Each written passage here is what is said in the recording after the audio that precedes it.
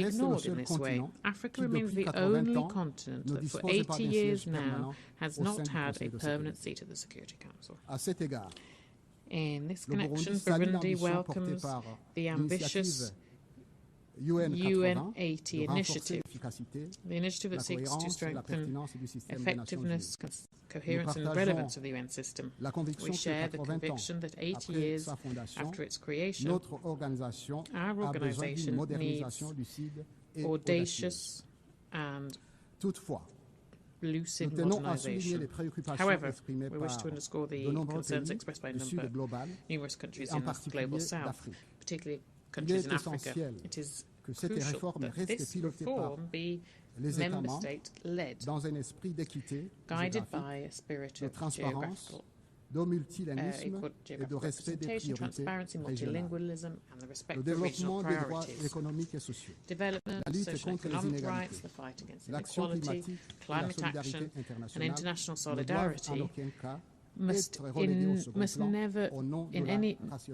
be sidelined in the name of streamlining. A more effective UN, yes. A UN that's just reduced to budgets and technocratic work, no. Moreover, no reform of the UN system would overcome the question of political governance. We'd recall that the Security Council reform has been worked on for decades. It now is a question of justice. Africa has a united voice on this issue in the Eswatini consensus is demanding that the historic injustice be corrected so that Africa can be fairly represented in decision-making bodies. It's not a favour, but it is a right if we want the UN to remain loyal to itself. In summary, Burundi is supporting ambitious reform, but as long as it is inclusive, just, balanced, and focused on the real needs of people, rather than being a reform that's fashioned by external priorities. President, as we work to reform multilateralism, guided by justice, dialogue and truth, the recognition of historic injustice should be the bedrock upon which we build lasting peace. This is why Burundi would like to reaffirm the importance of the recognition of the genocide committed against the Hutu of Burundi in 1972. This is a question that's already been brought to the attention of this UN General Assembly during the 79th session. The memory, truth and reconciliation are powerful tools to rebuild society and to build peace. Silence cannot be an option when we're talking about restoring the dignity of victims and preventing from tragedies of the past from happening again. Thus, Burundi would humbly request the support of all UN member states and support for the recognition of this genocide.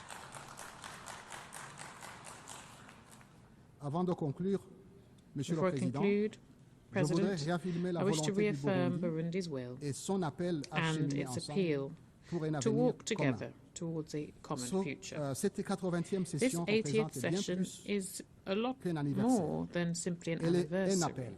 It's an appeal. We're at a crossroads. And the 80th session of our General Assembly must be a time for a moral awakening, solidarity, and for us to remember our shared humanity. The UN of tomorrow must be one that represents equity, justice and action. It must reflect the realities of our world today to ensure that all voices are heard so that we can build lasting peace for present and future generations, as stipulated in the preamble of the UN Charter. Burundi is ready to continue to make its active contribution to establishing and maintaining peace, to consolidating the values of fair and inclusive development, as well as solidarity, mutual respect and peaceful coexistence. Because yes, it is together and better together we'll be able to preserve peace, guarantee human rights and ensure a dignified future for our children. It is a question of the credibility and the reputation of our shared organisation. Thank you very much, ladies and gentlemen. I thank the Minister for Foreign Affairs, Regional Integration and Development Cooperation of Burundi.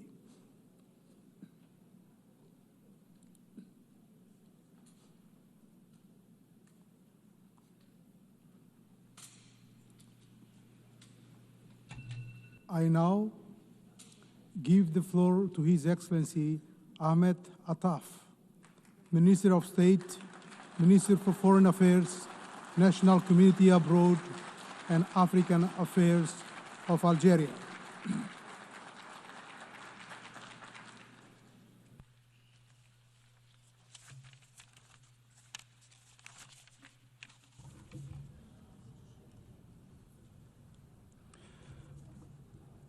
بسم الله الرحمن الرحيم. In the name of God, most compassionate, most merciful. الرئيس.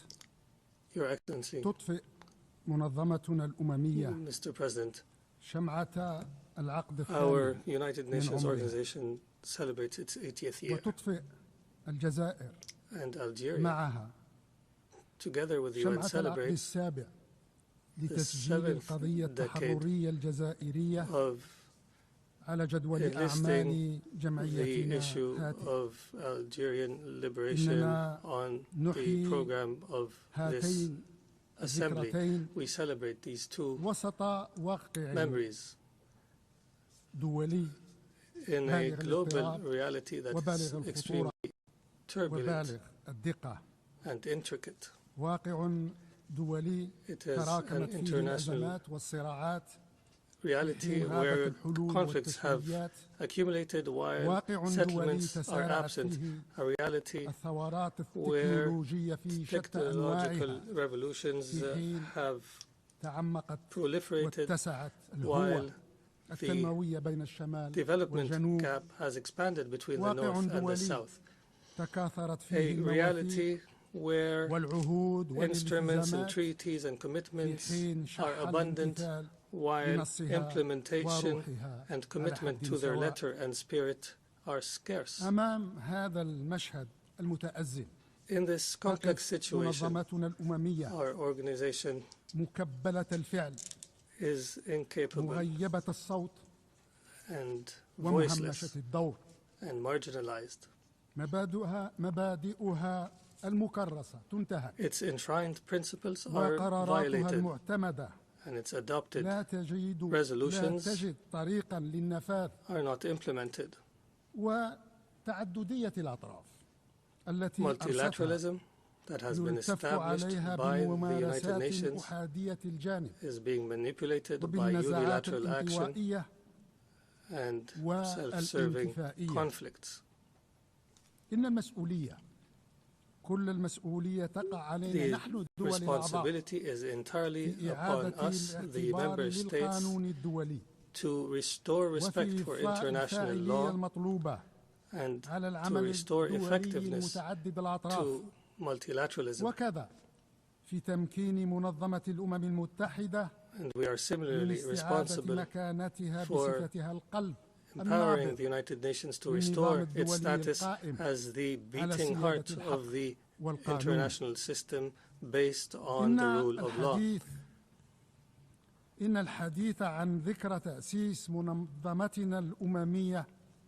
The memory of establishing our United Nations must lead us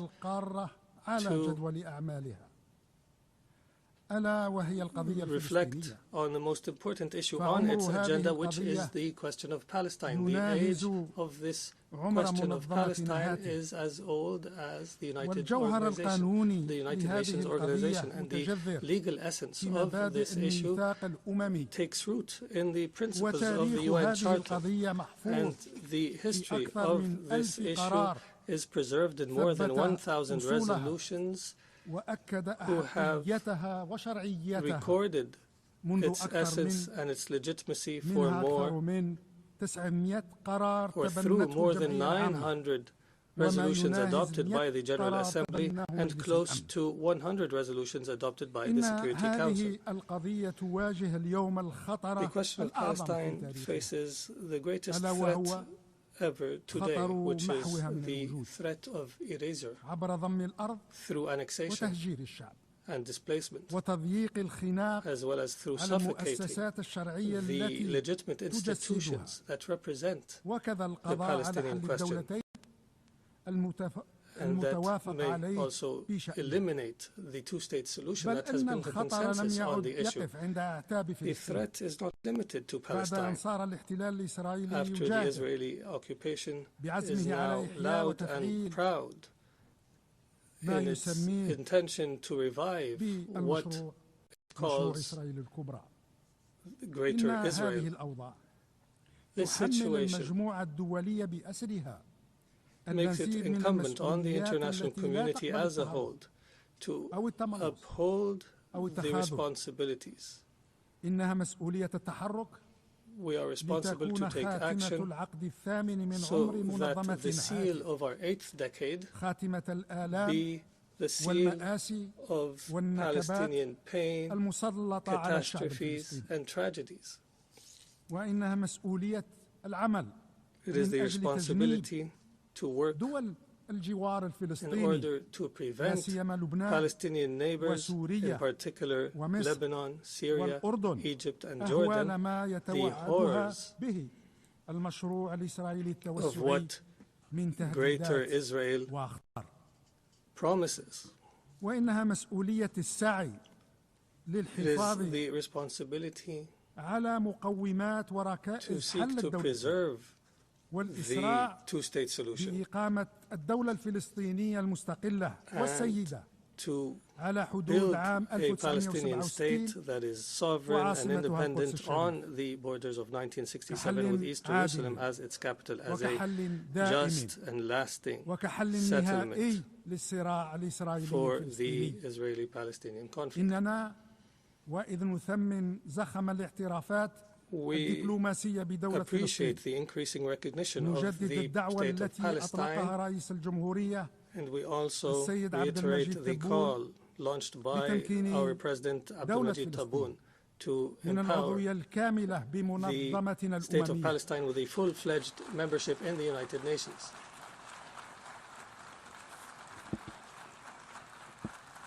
The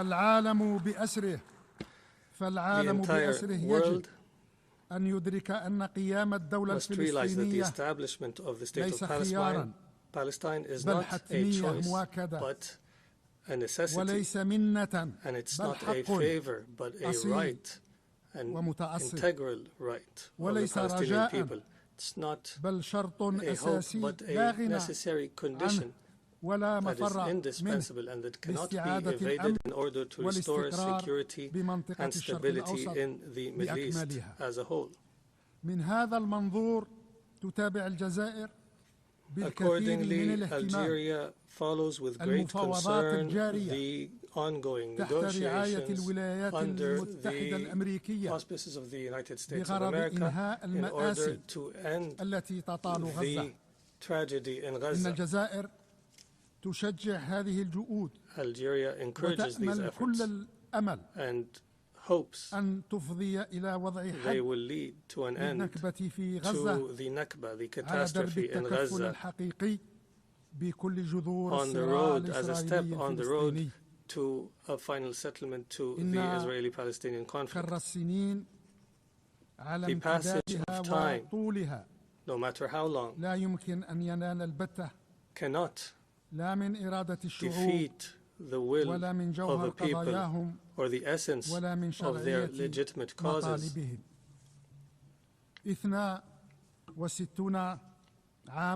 62 years have passed since the General Assembly has added the Western Sahara to the list of territories whose people are claiming an end to colonization. And 50 years since the Security Council has adopted the first resolution on the Western Sahara, and 34 years since the deployment of the UN mission for the referendum in the Western Sahara, the MINURSO. Time may prolong the accomplishment of justice, but it does not cancel justice or the legitimacy of a cause. This August Forum من خلال إنصافه لبلدي وشعبي bears witness منذ 7 عقود to خلت. this through إن supporting the قضية people of الصحراء the Western الغربية تبقى Sahara. مطروحة كقضية The Western Sahara تصفية remains an issue of decolonization.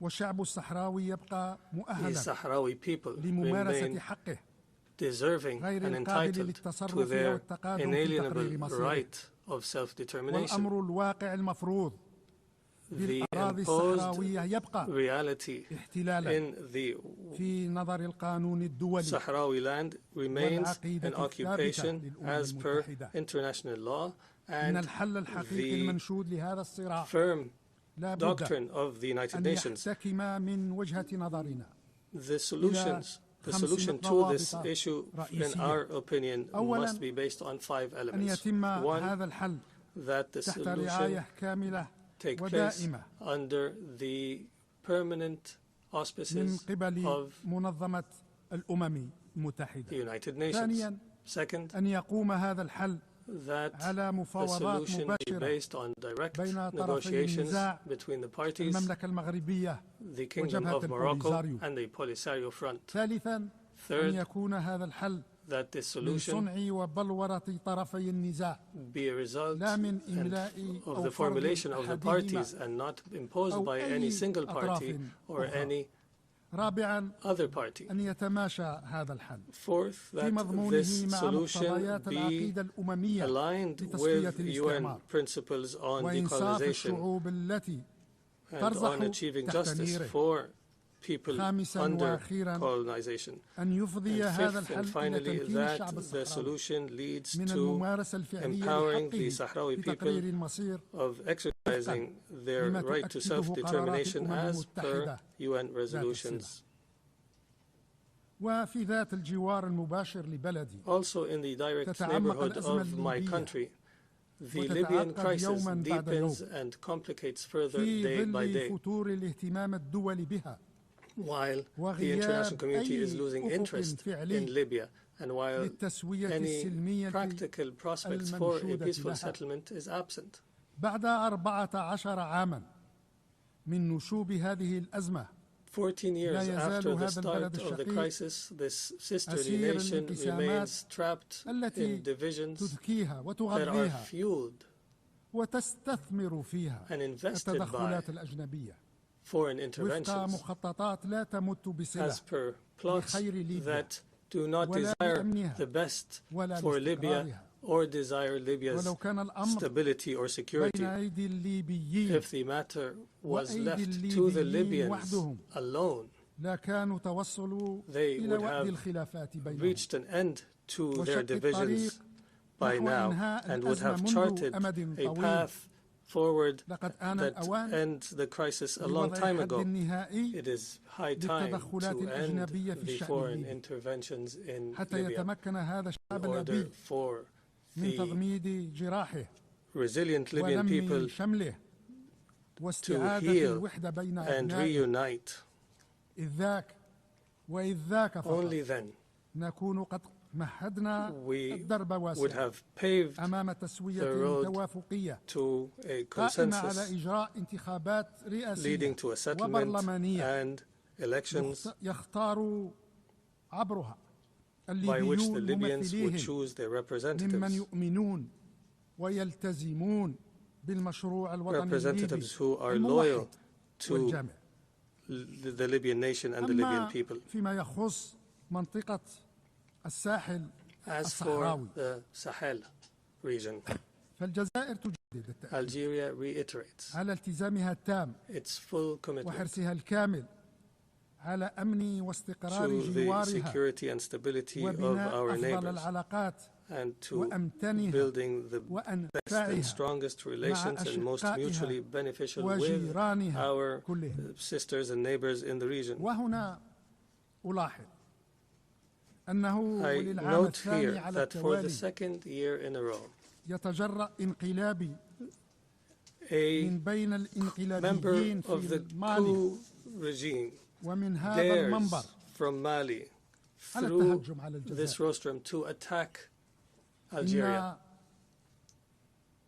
إن قمم الوقاحة It is the height والدناءة of والوضاعة rudeness التي and تسلقها vulgarity هذا الشاعر الفاشل by which this والانقلابي failed الأصيل. poet has spoken. ما هي And this إلا coup plotter, هذيان it is only جندي جلف the illusion of وثرثرة a soldier, السوقية وثرثرته السوقية لا lowly تستحق conduct that does إلا not deserve الاحتقار anything ولا تثير but غير condescendence, الاشمئزاز.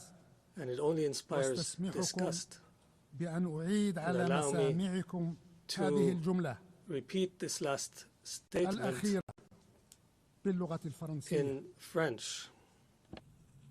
Les sommets de la bassesse, The depth of de la perfidy, vulgarité vulgarity, et de la grossièreté and coarseness atteint par ce faux reached poète, by this false mais vrai poet, putschiste, but genuine sont coup rien d'autre plotter are nothing que more l'ogoré de Soudard. than brutish Son verbiage. bavardage de caniveau His gutter ne talk mérite que mépris deserves only scorn et n'inspire que and dégoût. inspires only disgust. Je répète, I repeat, je répète, I repeat, je répète, les sommets de la once again, bassesse, the de la depth vulgarité, of perfidy, de la vulgarity, grossièreté and coarseness atteint par ce faux reached poète, by this false mais vrai poet, putschiste, but genuine ne sont rien coup d'autre que plotter are l'ogoré nothing de more Soudard. than brutish verbiage. Son bavardage de caniveau His gutter talk ne mérite que mépris deserves only et scorn n'inspire que and dégoût. inspires only disgust.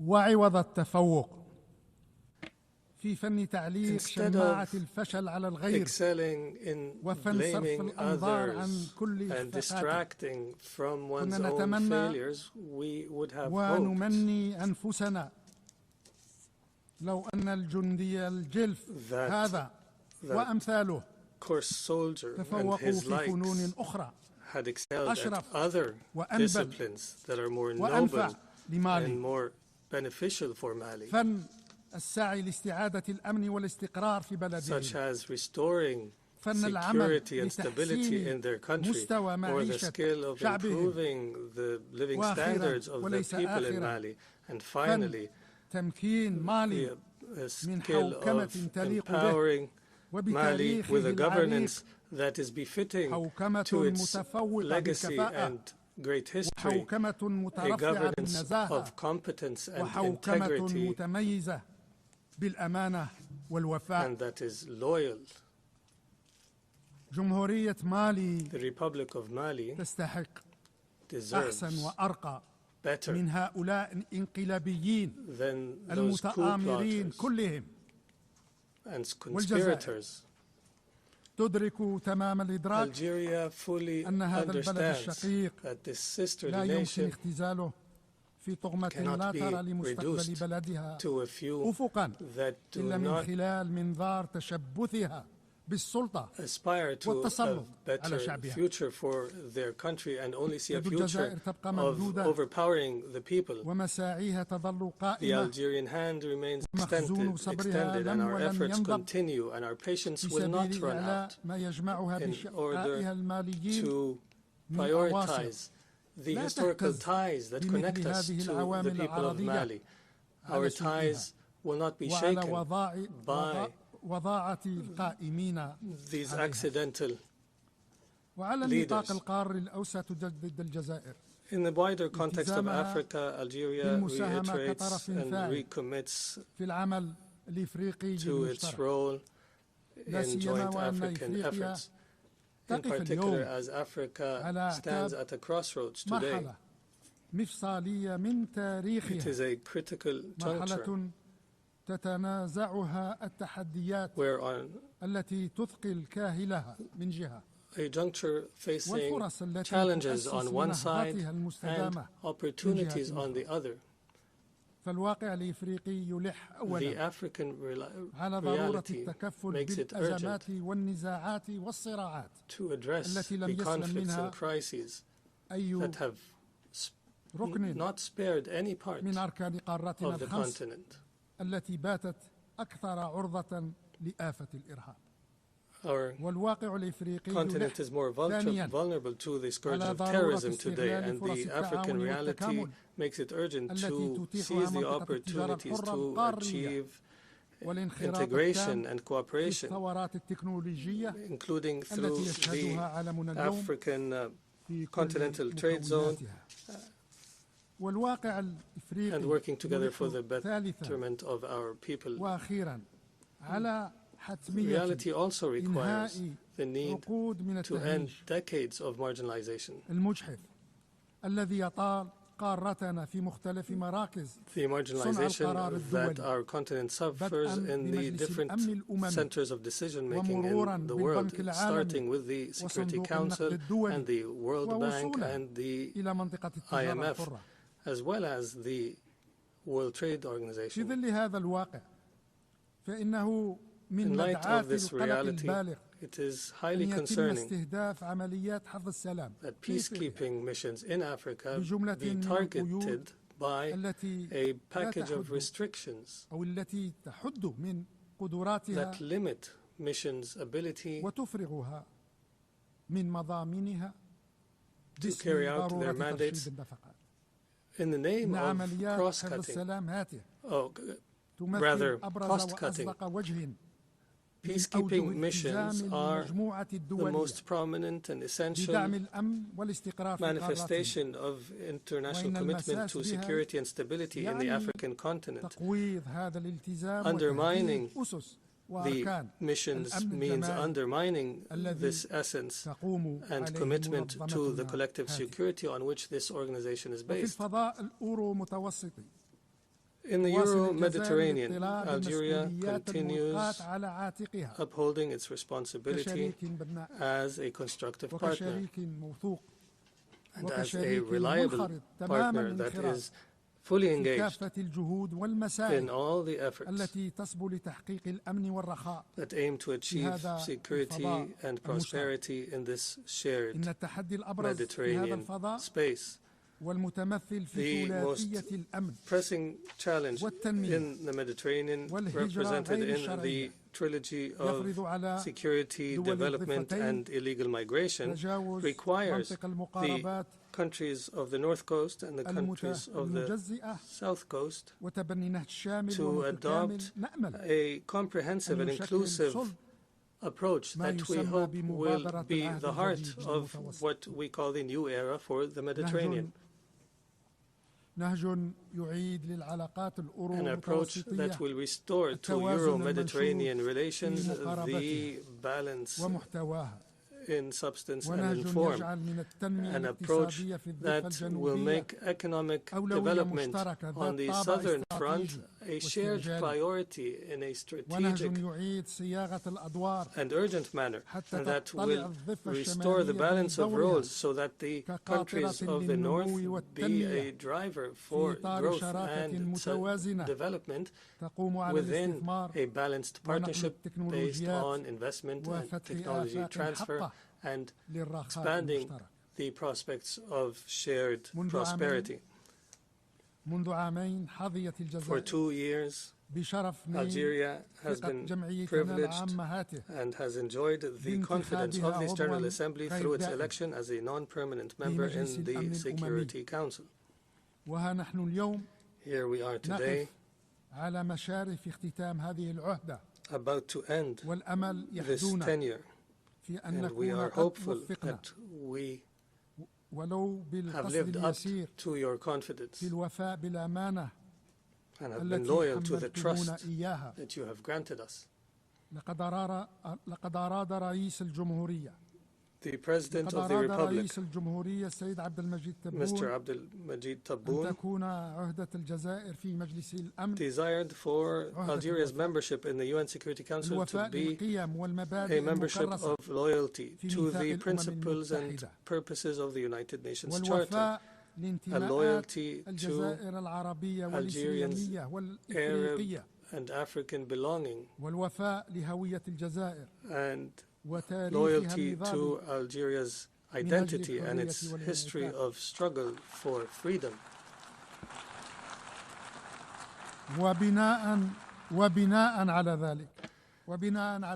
Accordingly, we have pursued with all our effort and sincerity to translate these commitments to actions through coordination with our African brothers and sisters within the A3 group and through cooperation with our partners within the wider group of the elected 10 members, and as well as through consulting all relevant actors of brotherly and sisterly nations and friendly nations outside the Security Council. We have attempted and exerted our utmost, where we have been successful at times and at other times have not achieved our desired goals. However, we have not surrendered and have never taken for granted a status quo. Our consolation is that the Security Council's inability to address a lot of critical issues, at the forefront of which is the issue of Gaza, this incapacity did not silence the international conscience that is loudly heard in the overwhelming majority of the member states in the Security Council and in this UN General Assembly. The international conscience remains alive and alert through this overwhelming majority, and therefore Algeria is certain that hope remains alive for a better future. A better future for our United Nations, a better future for the international community, and a better future for the whole of humanity. Thank you all, and thank you, Madam President. I thank the Minister of State, Minister of Foreign Affairs, National Community Abroad, and African Affairs of Algeria.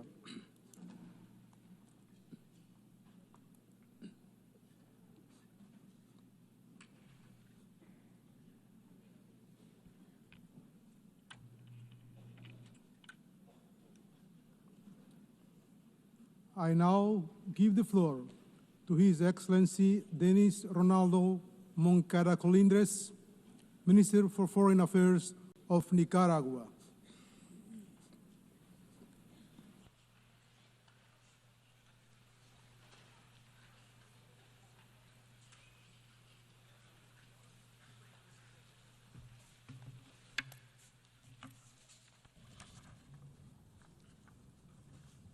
Señor Presidente, President, estamos nuevamente en este escenario que dice representarnos a los pueblos y gobiernos de todo el mundo.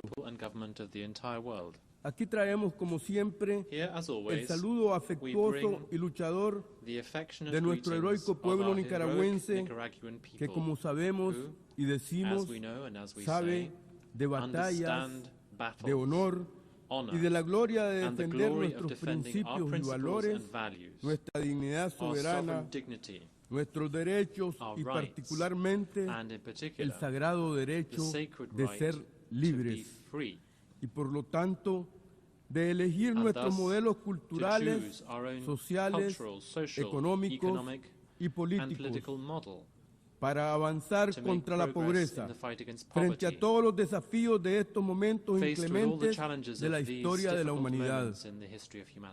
Nos presentamos aquí una vez más, orgullosas y orgullosos de nuestras hermandades con pueblos combativos, íntegros, decentes, como son todos los pueblos del mundo, pueblos y familias que defendemos, resguardamos y sostenemos nuestras prerrogativas y creencias desde culturas y prácticas que los colonialistas e imperialistas del mundo han querido asaltar y de las que nos han pretendido despojar sin que pudieran, y sabemos que no podrán. En estas circunstancias cruciales de la historia humana se repite la disyuntiva la dualidad eterna, el conflicto nunca resuelto entre la paz y la guerra, entre la vida y la muerte, entre la pretensión supremacista de aniquilar, someter y apropiarse de nuestras culturas y nuestro deber de defender nuestros patrimonios espirituales, sociales y materiales. Estos son momentos que nos definen. O estamos por la paz y la vida, o cobardes promotores de la guerra, la miseria y la muerte. Para Nicaragua, bendita y siempre digna, soberana, libre, no hay disyuntiva. Somos vida, salud, fuerza, fortaleza. Somos luz y verdad, como decía nuestro inmortal general Sandino, y somos conciencia y valentía alzadas, dispuestos a servir a las causas sublimes y superiores de la humanidad, al bien supremo de todas y todos, a la concordia, al entendimiento, a la comprensión, a la fraternidad, a la convivencia y a la cooperación entre todas y todos, para compartir los bienes que son de todas y todos. El futuro está hecho del vigor y la gloria de nuestros pueblos, que sabemos que luchar y vencer son sinónimos, y que siendo la lucha el más alto de los cantos, luchar es crear las necesarias victorias del bien común. La familia humana exige respeto y paz. La familia humana exige encuentro solidario entre seres que somos iguales en todos los sentidos y complementarios también en todos los sentidos. La familia humana exige respeto a todos los acuerdos que hace 80 años se tomaron al crear las Naciones Unidas para detener las guerras y hacer de la paz firme, duradera, de la justicia, un tesoro y un patrimonio de todas y todos. La familia humana espera, confía, propone y al mismo tiempo reclama, demanda, requiere unión para alcanzar la plenitud de la inteligencia, la serenidad, la sabiduría, la calma y la humildad indispensables para construir, ya no para destruir. Nos referimos a todos los temas que resultan prioritarios en nuestros tiempos: la justicia climática, las indemnizaciones o reparaciones a quienes han sufrido y padecido las desgracias y los males generados por el egoísmo y la avaricia del colonialismo, el imperialismo, el racismo y todas las formas abominables y oprobiosas de opresión, discriminación, esclavitud y negación de nuestra condición y calidad de seres humanos. Denunciamos y condenamos como pueblos agraviados por la discriminación xenófoba y la barbarie, la brutalidad y la falta completa de compasión con la que hemos sido y somos tratados en países cuya riqueza está construida sobre el expolio y el saqueo de las nuestras. Denunciamos y condenamos junto a todos los pueblos del mundo las horrorosas, odiosas y execrables políticas de criminal bloqueo económico, agresiones con medidas coercitivas, arbitrarias, unilaterales y las terribles políticas migratorias que desconocen el derecho humano, que violan los derechos humanos y que son reflejo y espejo del egoísmo y el desprecio de quienes se creen dueños del mundo. Aquí denunciamos y condenamos nuevamente todos los atropellos salvajes, atroces, incomprensibles a estas alturas de la vida, que las potencias imperialistas despliegan con sus políticas económicas, culturales y comerciales, pretendiendo continuar dominando e intentando burdamente intimidarnos con sus estúpidos armamentos y aparatajes militares dirigidos contra la paz en Asia, África y nuestra América Latina caribeña.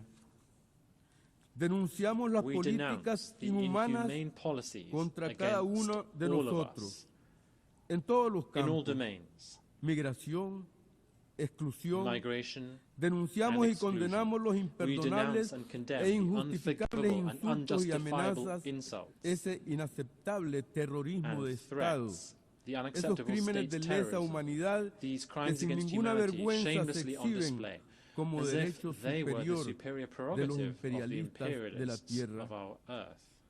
Denunciamos y condenamos todas las insultantes y vulgares agresiones, atrevimientos y vulgares agresiones, atrevimientos verbales, políticos, económicos, comerciales y guerreristas que constituyen también delitos de lesa humanidad, crímenes contra la seguridad, la tranquilidad, la justicia y la paz, bienes supremos de nuestro pueblo que no pueden ni deben manosear o arrebatar. Como hermanas y hermanos revolucionarios en la patria grande, hijos e hijas de grandes próceres nuestroamericanos y protagonistas de revoluciones victoriosas, ratificamos aquí nuestra plena e inequívoca solidaridad y hermandad con Cuba y Venezuela, Nicaragua y la Revolución Popular Sandinista. Nos identificamos plenamente con las batallas y las victorias indispensables que estamos construyendo desde estas tierras de libertad, dignidad y soberanía, sabiendo que ni nos vendemos ni nos rendimos jamás. Aquí también denunciamos y condenamos la inseguridad ciudadana y humana, el uso ilícito de pretextos inverosímiles y acusaciones falaces, falsas y estrafalarias, que solo son más injerencia, amenazas de más invasiones y ocupaciones. Denunciamos y condenamos las absurdas manipulaciones con acusaciones disparatadas, descabelladas, desde el pretexto del narcotráfico, que es plaga y comercio de los países ricos, donde habitan millones de consumidores, esos países potencias que alientan a los empobrecidos a más producción y comercio de sustancias, traficando miseria. Denunciamos el hambre como arma de dominio, el abandono, la desnutrición, las enfermedades, el trato indecoroso, impúdico e inmoral contra las familias, las mujeres, los jóvenes, los niños, los adultos mayores, que son vistos cada vez más como estorbo y desterrados de la vida, promoviendo nuevos exterminios. Reiteramos nuestra histórica y permanente condena al genocidio, a la bárbara política de negación del pueblo palestino. Condenamos todas las salvajes, brutales masacres que se perpetúan, que se extienden a vista y paciencia de todo el mundo. Condenamos al Estado de Israel, así como hemos condenado y condenamos las políticas y prácticas de las potencias coloniales, imperiales, neocoloniales y fascistas. Condenamos, por tanto, el exilio del bien y todos los ataques a la vida, las libertades, la convivencia y la civilización que creíamos haber construido. Exigimos más políticas y programas para la seguridad, la salud, la educación, la vida digna, el agua, las water, viviendas, housing, las tecnologías, technologies, la vida tranquila en comunidad, tranquil community el life, trabajo employment y el and progreso progress al within alcance the reach de todas of y everyone, todos, para el bien for the good de todas of y everyone. todos. En el 80 On the aniversario de 80th fundación de las anniversary of the Naciones founding Unidas, of the United Nations, promovamos let us más y promote más more and coherencia more de la conciencia humana. coherence of human Debemos consciousness. seguir alzando We must voces, continue to raise our uniendo voices, manos y joining corazones, hands and hearts, clamando y crying luchando, out and fighting, exigiendo y demanding combatiendo, and striving, para que esta so etapa that de this vida stage en of este life on planeta this que planet that we compartimos share deje de estar ceases to be marcada marked by por la muerte death en in all of todas its sus formas, forms, por el by the secuestro del alma kidnapping of inteligente, intelligence and y sea soul, más bien so as to aliento, become instead ánimo, inspiration, fuerza de esperanza. encouragement, and the strength of hope. Nos llamamos a trabajar We en all unión need to work sensible y sostenible, in sustainable, capaz, capable, ingeniosa y ingenious, creativa. and creative Nos union. llamamos a seguir caminando We all need convencidos, to keep making our fuertes, way. We need to be construyendo committed and unidad, steadfast, to build construyendo unity, hermandad, building brotherhood and afinidad, sisterhood, unidad affinity que es la and unity, verdadera which is the fuerza, true cumpliendo strength, con el siempre fulfilling más allá que como divisa the espiritual always further profunda on, which as a debería deep ser spiritual himno currency y should be a acción daily cotidiano anthem for de each cada person, una for y everyone. de todas y todos. En el 80 On the aniversario 80th de Naciones anniversary of the Unidas, United Nations, nos urgimos a cambiar la we lógica, all need to change cambiar las actitudes, the paradigm. We cambiar need to change la acción, attitudes. We need to change our ser behavior. humanos We need to be verdaderamente, truly human. dejar de Stop repetir y repetir repeating the past sin resultados. without results. La unidad Unity, y la hermandad along with deben brotherhood ser and el sisterhood, should camino be the path que that we all asumamos take juntos, together, con valentía with courage y orgullo, and pride, para que sigamos so that we creando continue to este create otro this mundo other que ya world, se perfila which is already como taking shape. otro amanecer. It must become a new dawn. La pobreza, la violencia, Poverty, la violence, arrogancia and arrogance son ignorancia. are ignorance. Amar es combatir, To love is to fight, luchar, to luchar, strive, luchar, to fight and to fight vencer, on, vencer, to overcome, vencer. overcome, Patria and y overcome. dignidad. A patriotic nation Patria and dignity. y humanidad. A patriotic nation Gracias por and escucharnos. humanity. Thank you for your attention. Muchas gracias. I thank the Minister of Foreign Affairs of Nicaragua.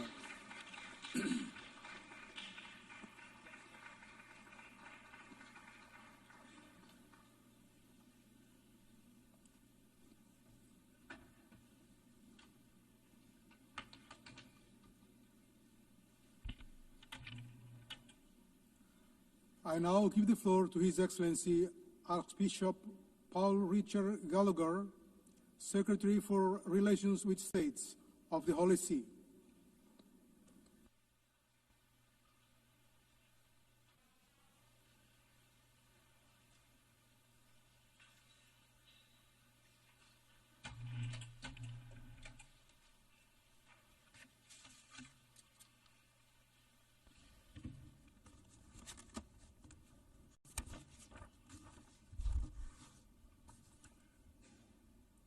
Mr. President, I am pleased to convey the warm greetings and blessings of Pope Leo XIV to you and the representatives of the nations gathered here, and to congratulate you on your election to lead this assembly. At the outset, I would like to thank this General Assembly for the tribute paid to Pope Francis following his demise last April. As you may all know, when Pope Leo XIV was elected, his first words to the world were, "Peace be with you all." A peace that is unarmed and disarming, humble and persevering. In a word torn by wars and conflicts, he made peace to be his first message. Mr. President, the theme chosen for this year's general debate, Better Together, 80 years and more for peace, development and human rights, highlights the ongoing importance of multilateral cooperation in addressing global issues. This is particularly pertinent this year, as the international community commemorates the establishment of the United Nations in 1945. It is an opportune moment to reaffirm the organization's core values of fostering international peace, development, and universal human rights, values that are all the more important in an increasingly fragmented world.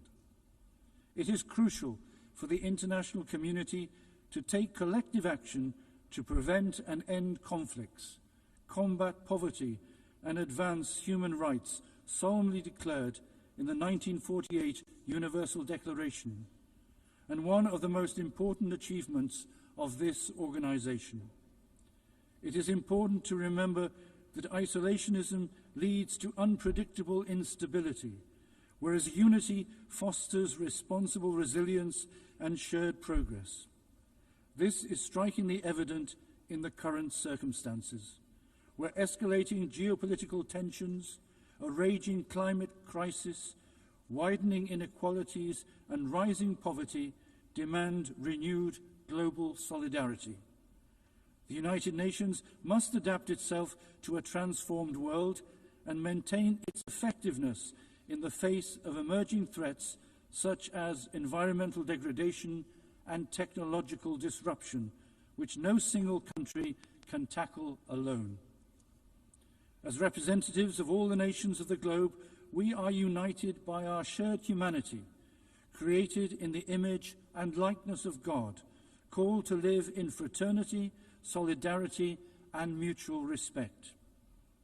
In a world grappling with mounting challenges, it is necessary to recommit to the foundational pillars of peace, justice, and truth. It is imperative to explore and build on these pillars, while drawing lessons from history to forge a more equitable future. Mr. President, of the many crises currently affecting the international community, the war in Ukraine is one of the most profound and painful. Its prolonged existence is turning once vibrant cities into piles of rubble and extinguishing the smiles of children who should be growing up playing games instead of living amid the constant sound of sirens and in shelters. This war must end now. The Holy See renews the appeal made by Pope Leo XIV for an immediate ceasefire, which will pave the way for sincere and courageous dialogue. The Holy See is paying close attention to the situation in the Middle East with a view to achieving a just and lasting peace between Israel and Palestine based on a two-state solution in accordance with international law and all relevant United Nations resolutions. Pope Leo XIV implored that all the hostages be freed, that a permanent ceasefire be reached, that the safe entry of humanitarian aid be facilitated, and that humanitarian law be fully respected, especially the obligations to protect civilians as well as prohibitions of collective punishment, indiscriminate use of force, and the forced displacement of the population. Moreover, an equitable solution to the issue of Jerusalem, based on international resolutions, is essential for achieving a just and permanent peace. Any unilateral decision or action which alters the special status of Jerusalem and the status quo is morally and legally unacceptable. With regard to Syria, the Holy See supports the importance of a peaceful and just transition in the country, as well as the protection of the rights of Syrians of all ethnic and religious backgrounds without discrimination. The instability afflicting many African states generates profound and interconnected challenges. In this scenario, the Sahel, Cabo Delgado, and some areas of the Horn of Africa emerge as zones of instability. In fact, the jihadist threat, endemic poverty, illicit trafficking, the climate crisis, and internal conflicts converge in a spiral that puts the lives of millions of people at risk, despite the efforts of local governments. In the face of these challenges, the resilience of African communities, especially young people, remains an essential resource that must be supported with targeted investments in education, health, infrastructure, and inclusive governance models. More than ever, a coherent and lasting commitment by the international community is essential to support African countries on their path to stability, peace, and economic development. The deterioration of the situation in Eastern Democratic Republic of Congo is a source of concern for the Holy See. The provinces of Ituri, North Kivu, and South Kivu are experiencing ethnic tensions, violence perpetrated by rebel groups, armed clashes, serious human rights violations, and disputes over the exploitation of natural resources. The Holy See welcomes the signing of the Comprehensive Peace Agreement between the DRC and the M23 armed group, as well as the peace agreement signed by the Congolese and Rwandan foreign ministers, which aims to end the decades of fighting in the east of the country. However, new waves of violence are feared. Last July, the Alliance Democratic Forces carried out a brutal terroristic attack on a church in Komanda, Ituri, resulting in the death of more than 40 worshippers. The withdrawal of MONUSCO raises questions about its ability to fulfill its mandate and address ongoing challenges. It is essential to strengthen the support of the international community and diplomatic and political mediation efforts to ensure that the parties fulfill their commitments and find a stable and appropriate solution to the ongoing situation. The fratricidal conflict in Sudan is also a source of grave concern. The Holy See strongly renews its appeal for an immediate cessation of hostilities and the commencement of genuine negotiations, the only means by which all Sudanese people can forge a future of peace and reconciliation. The Holy See is monitoring developments in South Sudan closely and is calling on all political actors to commit to the path of dialogue and collaboration and to implement the 2018 peace agreement with sincerity and responsibility as the foundation for building a peaceful and just coexistence. In many parts of the world, particularly in Latin America, drug trafficking is corroding societies and causing extreme violence. The Holy See is deeply concerned about this complex phenomenon, which is often linked to unresolved social issues in different countries. Alongside joint efforts by states to combat drug trafficking, the Holy See emphasizes the importance of investing in human development such as education and job creation to prevent people from unwittingly becoming involved. The Holy See is also worried about the rising tensions in the Caribbean Sea and is calling for restraint to prevent any actions that could destabilize the coexistence between nations and undermine international law. The dramatic situation in Haiti is also being closely followed by the Holy See. The country is plagued by violence of all kinds, human trafficking, forced exile, and kidnappings. The Holy See hopes that with the necessary and concrete support of the international community, the social and institutional conditions can be created to enable Haitians to progress towards peace and security. The Holy See is paying close attention to the situation in Nicaragua and hopes that religious freedom and other fundamental rights of individuals and society will be adequately guaranteed. The Holy See reiterates the need for sincere, respectful, and constructive engagement in dialogue aimed at finding solutions that will foster peace and harmony in the country.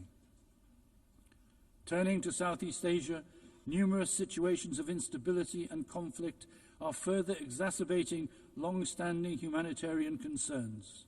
In Myanmar, 4.5 years of internal conflict have left the local population devastated. In this situation of enduring conflict, transnational crime is on the rise. Recent investigations suggest that there are tens, if not hundreds of thousands of trafficked individuals in these centres, located primarily along the borders between Myanmar, Thailand, China, Cambodia and Laos. Only by the concerted efforts of the international community can transnational crime be adequately addressed. The Holy See is closely following developments in the Western Balkans, particularly in Bosnia and Herzegovina. The Balkan countries are connected to European values for historical and cultural and geographical reasons, and they aspire institutionally to integrate with states that already belong to the European Union. The Holy See maintains that the historical and current issues affecting the region can only be resolved through dialogue and collaboration. The Holy See, while acknowledging the peace agreement between Armenia and Azerbaijan signed in August, invites the two countries to continue on the path of reconciliation in order to achieve stable and lasting peace in the South Caucasus. Mr. President, on the occasion of the 80th anniversary of the United Nations, the Holy See reaffirms the enduring importance of this institution and the significant good it has accomplished across numerous fronts since its founding in 1945. The United Nations continues to be a vital forum in which all nations engage in dialogue as sovereign equals to address global challenges. There is an increasing general agreement in the international community on the need to reform this institution by rediscovering its foundation and adapting it to reflect the needs of the current era. As Pope Leo XIV affirms, this effort demands a genuine willingness to engage in dialogue inspired by the desire to communicate rather than clash. As a result, there is a need to give new life to multilateral diplomacy and to those international institutions conceived and designed primarily to remedy eventual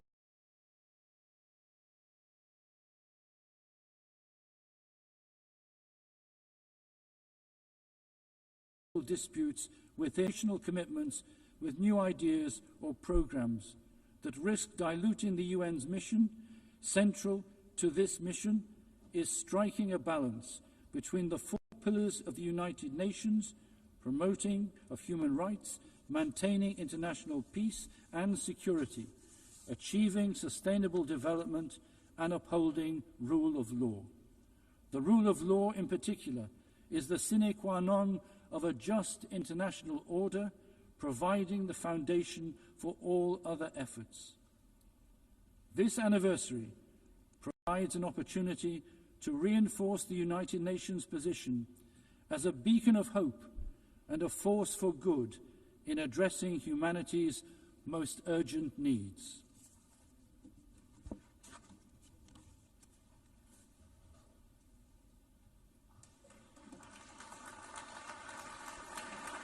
I thank the Secretary for Relations with States of the Holy See.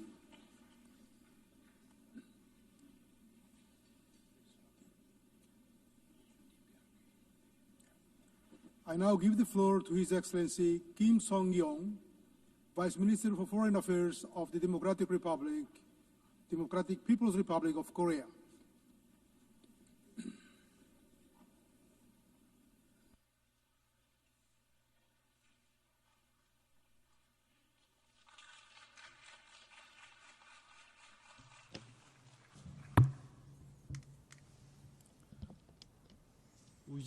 Madam President, Mr. Secretary General, distinguished delegates, first of all, I'd like to express my expectation that the 80th session of the UN General Assembly convened in the significant year of the 80th founding anniversary of the United Nations, will come to excellent fruition amid extraordinary interest of the participants. Taking note of the opening address of Mr. Guterres and the UN Secretary General, on September 3, I commended his assertion that the role of the UN, the one-of-a-kind podium, should be enhanced, since an individual state cannot address issues alone, and that the UN should be reformed to fit for the 21st century. As reflected in the theme of the current session, Better Together, 80 years and more for peace, development, and human rights, we are now at a crucial watershed, where we all look back on the 80-year-long history of the United Nations and chart the future. 80 years ago from now, humankind adopted the UN Charter on the debris of the disastrous war, thereby laying a cornerstone for the contemporary international relations and establishing the most inclusive international organization, the United Nations. Since its foundation, the UN has made remarkable successes in various fields, including peace and security and socio-economic development, by accelerating decolonization worldwide and leading the codification of universal norms of international law. Despite many twists and turns, it is fortunate that a new world war has not broken out. It can be said to be a desired result of the main spirit of the UN Charter to save succeeding generations from the scourge of the world war, which twice has brought untold sorrow to mankind. We cannot underestimate the role that the UN played in promoting cooperation among nations in the socio-economic fields such as poverty eradication and fight against communicable diseases, and in propelling sustainable development at a global level. However, in the annals of the UN history, disgraceful pages are also recorded, where the title of the UN, overwhelmed by high-handedness and arbitrariness of the hegemonic forces, was abused in exerting pressure to deprive sovereign states of their legitimate right to normal development, quite contrary to the spirit of the Charter.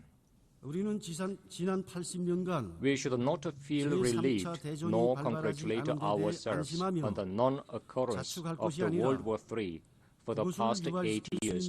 Instead, we should pay due attention to the fact that the inducible threat has persisted and is now becoming more serious. We should take measures accordingly. Madam President, the international community is now witnessing the most turbulent and violent world after World War II.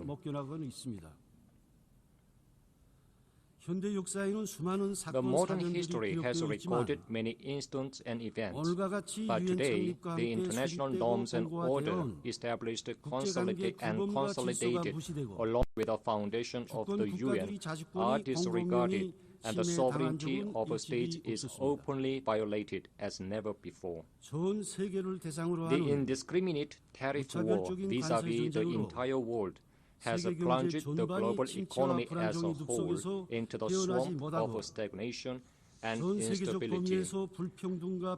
Even the 2030 Agenda for Sustainable Development, committed to eliminating inequality and poverty and ensuring human dignity worldwide, is denied for the reason that it does not meet the interest of an individual country.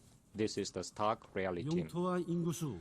The UN has served as a multilateral forum where all countries of the world, big or small, get together and discuss common responses to global challenges on an equal footing, transcending differences in size, population, and state power. That UN is now faced with an unprecedented severe crisis. All these turbulences and pains suffered by the world are fundamentally caused by high-handedness and arbitrariness and avarice of hegemonic forces in their attempt to subject the whole world to their interests and to place their exclusive interests above the common good of mankind. Madam President, today, the complicated international situation highlights the need to reconsider the role of the UN, responsible for maintaining international peace and security.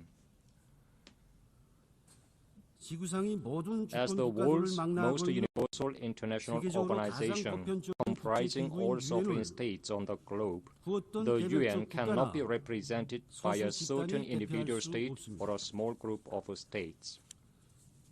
In particular, in order to prevent arbitrariness and high-handedness of specific forces, it is imperative to expand and strengthen the representation of developing countries that take up an absolute majority of the UN membership and to correct the Western-led inappropriate structure in the Security Council